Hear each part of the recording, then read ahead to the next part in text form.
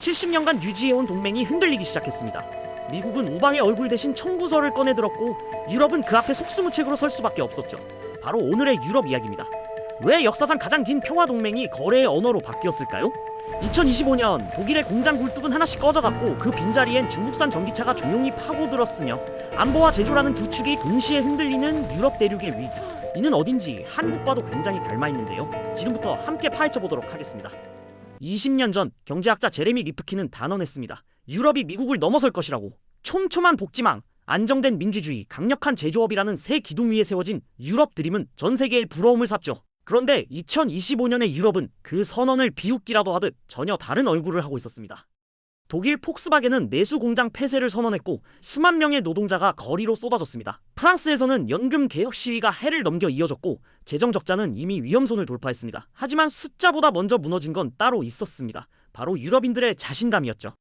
더 깊은 문제는 그 안에 숨어 있었습니다. 러시아산 가스의 기대온 에너지 구조는 우크라이나 전쟁 한 방에 뒤집혔고 스스로 선택한 친환경 전환은 예상보다 훨씬 가혹한 비용을 청구해왔습니다. 제조업의 원가 경쟁력이 속절없이 무너지기 시작한 건 바로 그 순간부터였죠. 그리고 그 빈자리를 누군가 종용이 채우고 있었습니다. 중국이었습니다. 유럽산 전기차가 가격 경쟁에서 밀리는 사이 BYD의 매장은 유럽 도심 한복판에서 화려하게 개막했습니다. 안보의 균열과 경제의 공동화, 이 두 파열음은 사실 같은 뿌리에서 자라나고 있었습니다.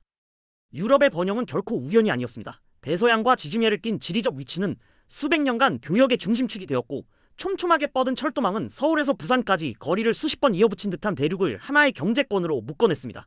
그 위에 쌓인 제도와 복지 시스템은 세계가 부러워하는 유럽 모델의 근간이 되었죠. 그런데 그 뼈대가 동시에 족쇄가 되었습니다.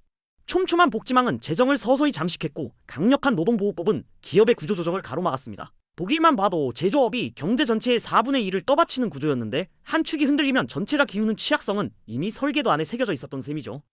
에너지 지형은 더 치명적이었습니다. 유럽은 자체 에너지 생산 능력이 부족했고 러시아라는 단 하나의 공급선에 지나치게 기대고 있었습니다.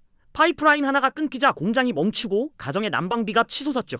기후 목표를 향해 전속력으로 달리던 유럽은 갑자기 연료도 없이 질주해야 하는 처지가 되어버렸습니다. 유럽의 전성기는 일련의 선택 위에 세워졌습니다. 그리고 그 선택들은 당시엔 하나같이 합리적으로 보였죠. 냉전이 끝난 1990년대 유럽 각국은 국방비를 줄이고 그 돈을 복지와 인프라에 쏟아붓기 시작했습니다.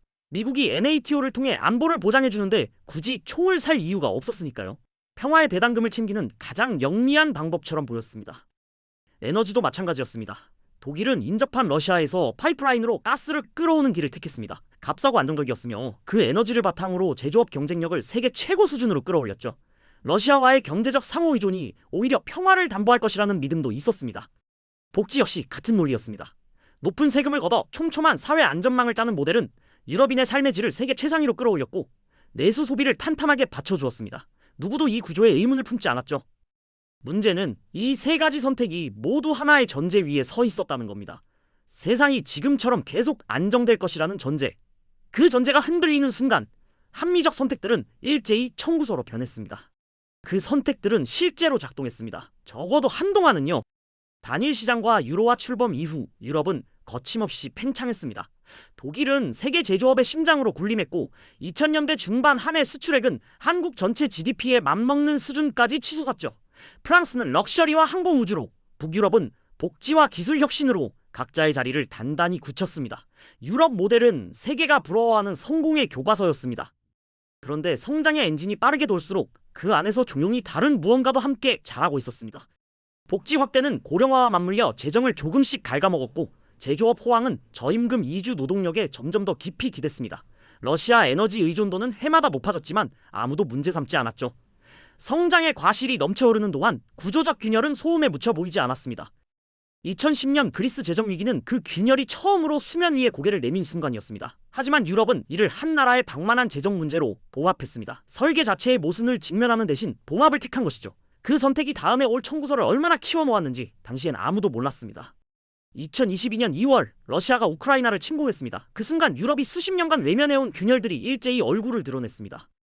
가장 먼저 무너진 건 에너지였습니다. 러시아산 가스 공급이 끊기자 독일 공장들의 전기료는 단숨에 2배를 넘어섰고 원가 경쟁력을 잃은 제조업체들은 줄줄이 감산과 이전을 선택했습니다. 수십 년간 유럽 경제의 심장이었던 독일 제조업이 단 몇 달 만에 흔들리기 시작했죠. 폭스바겐의 공장 폐쇄 선언은 그 상징이었습니다. 안보의 청구서도 동시에 날아왔습니다. 트럼프는 NATO 방위비를 내지 않는 나라는 지켜주지 않겠다고 공언했고 유럽인 10명 중 8명 이상이 미국을 더 이상 믿을 수 없다고 답했습니다. 평화의 배당금을 누리던 시대가 끝나고 수십 년치 국방비 청구서가 한꺼번에 쌓인 셈이었죠. 재정은 이미 버텨낼 여력이 없었습니다. 프랑스의 재정 적자는 위험선을 넘어섰고 복지를 줄이려는 시도는 거리의 시위로 번졌습니다. 안보도 에너지도 재정도 세 개의 청구서가 동시에 날아든 유럽 앞에 이제 선택지는 많지 않았습니다. 그리고 그 빈자리를 노리는 눈길이 동쪽에서 조용히 다가오고 있었습니다. 유럽의 위기를 단순히 정치인의 무능이나 운의 문제로 보면 본질을 놓칩니다. 이건 구조의 실패였습니다. 안보를 외부에 위탁하고 에너지를 단일 공급선에 묶고 복지 확대와 재정 건전성을 동시에 유지하려 했던 유럽의 모델은 외부 환경이 안정적일 때만 작동하는 설계였습니다. 충격 흡수 능력이 없는 구조였죠.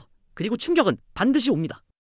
일본의 사례는 이 구조적 취약성을 다른 각도에서 보여줍니다. 일본 역시 냉전 종식 이후 미국의 안보 우산 아래 국방비를 최소화하고 경제 성장에 집중했습니다. 에너지의 90% 이상을 수입에 의존하는 구조도 유럽과 닮아 있었죠.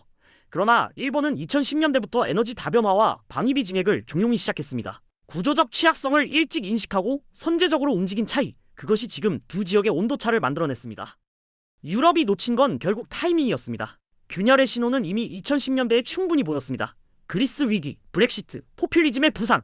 그러나 유럽은 봉합을 택했고 구조개혁은 뒤로 미뤘습니다. 경고음이 울릴 때 고치지 않으면 결국 시스템이 멈춰선 뒤에야 수리를 시작해야 합니다.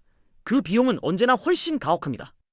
유럽은 지금 두 방향에서 동시에 압박받고 있습니다. 한쪽엔 미국, 다른 쪽엔 중국, 그리고 유럽이 설 자리는 점점 좁아지고 있습니다.